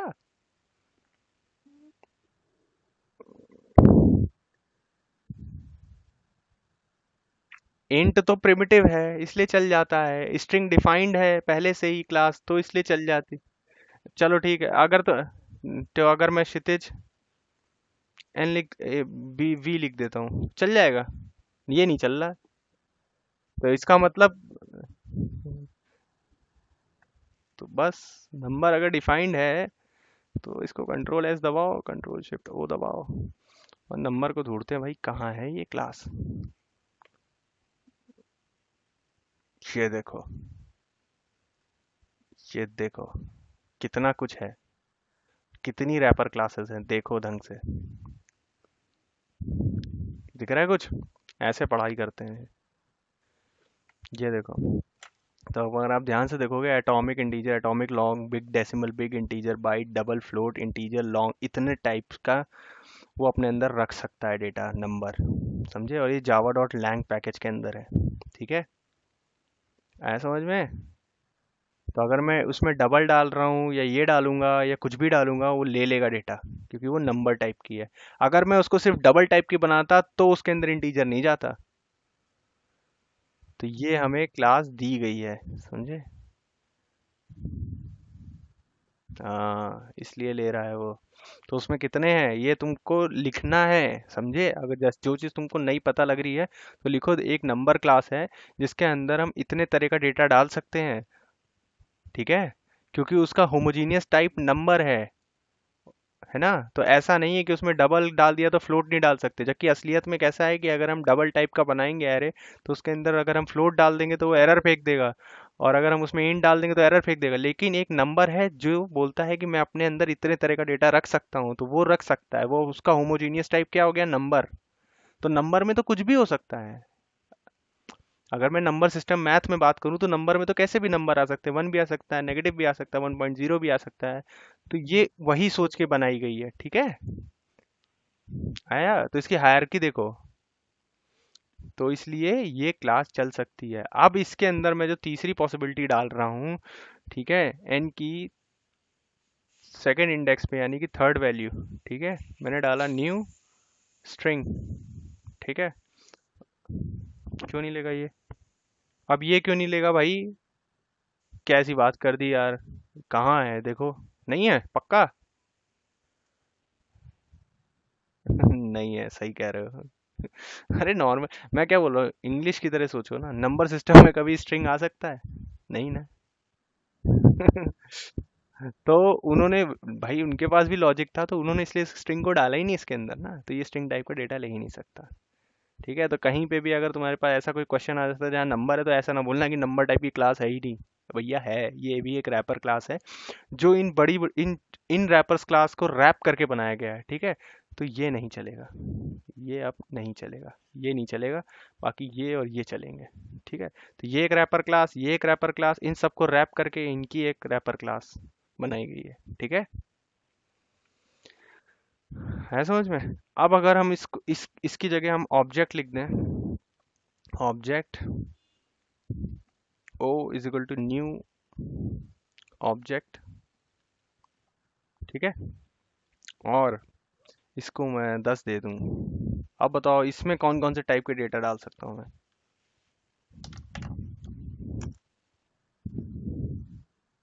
और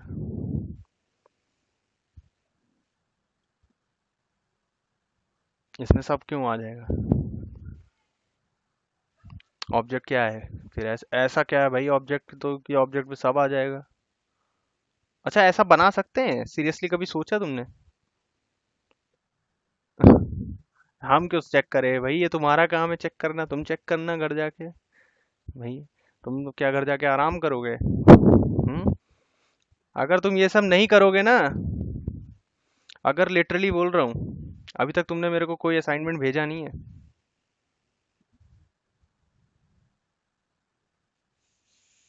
ठीक है, ये जितने भी एक्सपेरिमेंट है ना, बिल्कुल ऐसे ही लिख लिख के, ठीक है, और जो जो होते जाएं सही सही, उनमें तुम कमेंट्स, उनको कमेंट कर देना, ठीक है। और जैसे कि ये वाला गलत है मान लो, ठीक है, ये वाला गलत है, तो इसके आगे लिख देना ऐसे ही, डबल स्लैश लगा के लिखना कि इसके आगे लिखना सी ई, अगर ये आर ई है तो इसके आगे आर ई लिख देना, ठीक है। ठीक है, जैसे ये चल गया, हाँ जैसे ये चल गया तो इसके आगे क्या लिखोगे? करेक्ट, सी लिख देना सिर्फ, ठीक है, करेक्ट है वो। ठीक है, अब ये वाला मान लो नहीं चला तो इसको अनकमेंट कर देना, फिर अगला टेस्ट इसी तरह लिखना और उसको चेक कर लेना रन करके, ठीक है। ये करके तुम मेरे को दोगे, समझे? ये करके दोगे और बकायदा यहाँ पे क्या लिखोगे? यहाँ पे कुछ भी लिखोगे, यहाँ पे लिखना कि तुमने क्यों किया और उसको कमेंट कर देना, ठीक है। यहाँ पे टॉप में तुम मुझे लिख के दोगे कि क्या चीज़ थी, क्यों चेक करा मैंने, क्या किया कि एरे के अंदर मैं ये टेस्ट कर रहा था। एक सिंगल लाइन में छोटा सा जिस्ट करके लिखना है तुम्हें, ठीक है। और ये प्रोग्राम्स तुम मुझे लिख के अलग से भेजोगे, ठीक है, और ये डॉट जावा में होने चाहिए, समझे? और सारे जितने मैं बता रहा हूँ हर तरह के टेस्ट कर लेना, क्योंकि मैं फिर कल परसों जब भी मेरे पास टाइम होगा, जब भी मेरा दिमाग घूमेगा वापस याद आएगा तो मैं पूछ लूंगा, और उस समय नहीं बता पाए तो फिर देखना आगे टॉपिक पे बढ़ूंगा ही नहीं मैं। हाँ, ये समझ लेना, तो ये सारी टेस्ट तुम्हें टेस्टिंग करके आनी है सब चीज़ें। ऑब्जेक्ट इसलिए चल जाएगा क्योंकि, हाँ क्या बोल रहे, क्या बोल रहे?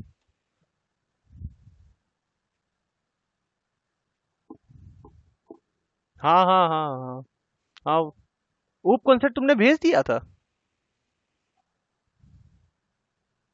अरे मेल मेल मेल पे भेजा करो, मेल पे, ठीक है, मैं मेल आईडी तुम्हें दूंगा, ठीक है ना?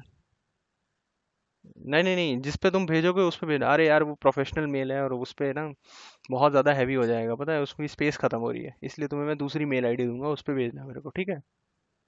हाँ मेल आईडी दूंगा मैं। हाँ ठीक है, मेल पे भेजना तुम, ठीक है, असाइनमेंट तो वो ज़्यादा सही रहेगा, तो मैं मेल मेल खोल के चेक कर लूंगा ना। व्हाट्सएप क्या होता है कि फिर पता ही नहीं लगता है, ठीक है।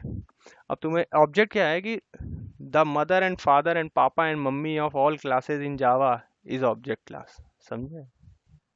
तो इसके अंदर सब समा जाएगा, ये भगवान है। ठीक है। ठीक है, तो इसके अंदर कुछ भी डालोगे वो ले लेगा, वो बोलेगा भाई मेरा है, सब कुछ मेरा है, ठीक है। तो जितनी भी क्लासेस होती हैं हमारी वो सब सुपर एक्सटेंडेड होती है ऑब्जेक्ट से, तुम्हें पता है? तो अगर तुमने नंबर की भी हायरार्की देखी थी ना, जो मैंने नंबर खोली थी, ठीक है, नंबर कहाँ गया, ये रहा, ये नहीं, अरे बार बार इसको खोल दे रहा हूँ, हाँ एक्लिप्स में। ठीक है, तो अगर मैं इसकी हायरार्की देखोगे, तो इसकी हायरार्की में भी आखिरी में क्या लिख के आ रहा है? तुम किसी की भी हायरार्की देख लोगे ना, अगर एरे लिस्ट की हायरार्की देखोगे, तो ये भी तुम्हारा ऑब्जेक्ट के अंदर आ जाएगा, सब, कहीं सब आखिरी में जाके ऑब्जेक्ट से ही जुड़ते हैं, समझे? अगर मैं एक स्ट्रिंग क्लास लिखता हूँ, स्ट्रिंग, ठीक है, स्ट्रिंग एस टी आर, खत्म, ठीक है, ठीक है, ये देखो, तो इसकी जो हायरार्की है ये भी उसी के अंदर आ जाएगी। अब देखो स्ट्रिंग क्लास तुम्हें दिख रही है ना, स्ट्रिंग क्लास के अंदर का लॉजिक मैं देख सकता हूँ, तुम देख सकते हो? तुम देख सकते हो? कभी अभी दिख रहा है ना, खुद से देख सकते हो? कभी देखा है? तो जब देखा नहीं तो कैसे देख सकते हो? ये अभी देखा है ना, वैसे खुद से कभी ट्राई किया? अरे डेट पे कर दो, कस्टम क्लास भी आती है उसकी। ये डॉट क्लास फाइल है, तुमने कभी डॉट क्लास फाइल खोल के देखी है? आज तक खुलती है? डॉट क्लास फाइल तो बाइट कोड होता है ना। ये तो ये बाइट कोड, ये तो रीडेबल कैसे हो गया मेरे लिए? अरे नहीं, तुम खोलना, तुम स्प्रिंग स्प्रिंग किसी की भी खोल के देखना अपने लैपटॉप में, ना खोले तब मेरे को बताना। ठीक है। ठीक है। हाँ तो हम लोग, तो जब तुम थोड़े से मैच्योर हो जाओगे जावा में, तब तुम्हें ये पढ़ना सिखाऊंगा मैं, ठीक है? और इसी को बोलते हैं ओरेकल, ओरेकल के तरीके से पढ़ना। ठीक है, जो मेरा पढ़ाने का तरीका है उसको बोलते हैं ओरेकल, ओ सी जे पी में फॉलो किया जाता है। मतलब ओ सी जे पी में अगर तुम पढ़ोगे ओरेकल में, तो ओरेकल में ऐसे ही पढ़ाई होती है। ओरेकल सर्टिफाइड जावा डेवलपर का जो टेस्ट होता है ना, अगर तुम इतनी बारीकी से नहीं पढ़ोगे तो ये टेस्ट तुम निकाल नहीं सकते दूर दूर तक। इसमें सारे क्वेश्चन यही होते हैं, यही वाले। ये जो मैं पढ़ा रहा हूँ सारे क्वेश्चन यही होते हैं, एक्सपेरिमेंटल सारे। ए टू जेड जितने क्वेश्चन आएंगे सारे एक्सपेरिमेंटल होते हैं। और इतने कंफ्यूजिंग तुम्हें लगेंगे, अगर तुम्हारे डाउट्स क्लियर नहीं है पहले से और तुमने कभी एक्सपेरिमेंट किए नहीं है, तुम एक क्वेश्चन नहीं सही कर पाओगे वहाँ। मुश्किल से मुश्किल तुक्के से दो तीन क्वेश्चन सही हो जाएंगे 100 में से। हाँ, अगर तुमने एक्सपेरिमेंट नहीं किए हैं। तो इसको ओरेकल सर्टिफिकेशन जावा प्रोग्राम होता है, जो कि अब ओ सी ए हो गया है, ओरेकल सर्टिफाइड। हाँ ऑनलाइन होता है, बहुत महंगा होता है। ठीक है। 18, पहले पहले तो 18,000 थी, अब पता नहीं कितनी है इसकी फीस फर्स्ट लेवल की। ठीक है, अब जावा 8 का अब बहुत स्टैंडर्ड बन गए हैं, जावा 7, जावा 6, जावा 8 के एग्ज़ाम सबके अपने अपने हैं ना, तो वो देने पड़ते हैं, तो उससे पहले तैयारी करनी पड़ती है इसकी। ठीक है। अब इसकी तो इतनी वैल्यू नहीं है, ठीक है, पहले थी कभी, पहले के टाइम पे। अब तो क्लाउड की वैल्यू, क्लाउड सर्टिफिकेशन की वैल्यू है, इसकी ज़्यादा नहीं है। ठीक है। लेकिन अगर तुमको इतनी डिटेल में आता है ना ये, अगर जावा, तो तुम भाई गदर मचा सकते हो कहीं भी, कोई भी लैंग्वेज, हर लैंग्वेज यही प्रिंसिपल फॉलो करती है, हर लैंग्वेज। हाँ हाँ हाँ, वो सब तो कुछ नहीं है। अब बताऊंगा तब बताऊंगा ना, अभी अभी ये पहले ये अभी अभी चलना सीखा नहीं है, अब पहाड़ चढ़ने की बात कर रहे हो। ये क्या होती है वो तुम्हें बताने लगूं, ये सब छोड़ के हैं पहले। ठीक है। ठीक है, तो ये तुम्हारा एरे का टॉपिक था। ठीक है, एरे के टाइप तुम्हारे जो अलाउड होते हैं, प्रिमिटिव टाइप की एरे बना सकते हो, ऑब्जेक्ट टाइप की, ये ऑब्जेक्ट टाइप की एरे है। ठीक है। एब्स्ट्रैक्ट क्लास टाइप की भी एरे बना सकते हो, जो एब्स्ट्रैक्ट क्लास होती हैं। ठीक है। और इंटरफेस टाइप की भी एरे बना सकते हो। समझे? तो लिख लो कहीं पे। ना ना कोई नहीं, बस हाँ लिख लो कि एरे के जो टाइप है वो 4 तरह से बना सकते हो। प्रिमिटिव टाइप की भी बना सकते हो, ऑब्जेक्ट टाइप की भी बना सकते हो, एब्स्ट्रैक्ट टाइप की और इंटरफेस टाइप की भी। तो ऐसा कभी क्वेश्चन आए तो बोलना कि हाँ, हर तरह से बना सकते हैं। ठीक है, जो उसके टाइप्स होते हैं। हाँ, जो डेटा टाइप है ना, यहाँ पे तो मैंने ये नंबर क्या है, एक ऑब्जेक्ट, एक क्लास है, तो क्लास है मतलब एक ऑब्जेक्ट टाइप की एरे बना ली। अगर इंट की बनेगी, तो इंट एक क्या है, प्रिमिटिव डेटा टाइप है, तो प्रिमिटिव डेटा टाइप की एरे बन गई। ठीक है। अगर कैपिटल डबल, मतलब ये भी एक रैपर क्लास है, तो मतलब क्लास है तो क्या है, ऑब्जेक्ट, ऑब्जेक्ट टाइप की एरे बन गई। ठीक है। अगर उसके बीच में कोई एब्स्ट्रैक्ट क्लास है, ठीक है, जैसे H T T P servlet हो गया, उनके बीच में कोई एब्स्ट्रैक्ट क्लास है, तो उनकी भी एरे बना सकते हो, पता है तुम, किसी भी क्लास की। हाँ, तो इंटरफेस है, तुम इंटरफेस की भी एरे बना सकते हो। समझे? हाँ। ठीक है, तो एरे वेरिएबल का असाइनमेंट हो गया तुम्हारा, ये भी हो गया, सारे स्टेप्स पूरे हो गए। ठीक है। और कुछ रह गया, देख लेते हैं टॉपिक्स अपने। ठीक है, ये भी हो गया, असाइनेशन हो गया। ठीक है। चलो तुम्हारा आज वेरिएबल्स भी थोड़ा सा करा देते हैं, सोच रहे हैं, है ना? वेरिएबल पे तुम्हारा इंस्टांस वेरिएबल, या ये स्टैटिक वेरिएबल, नहीं नहीं ये बड़ा टॉपिक है।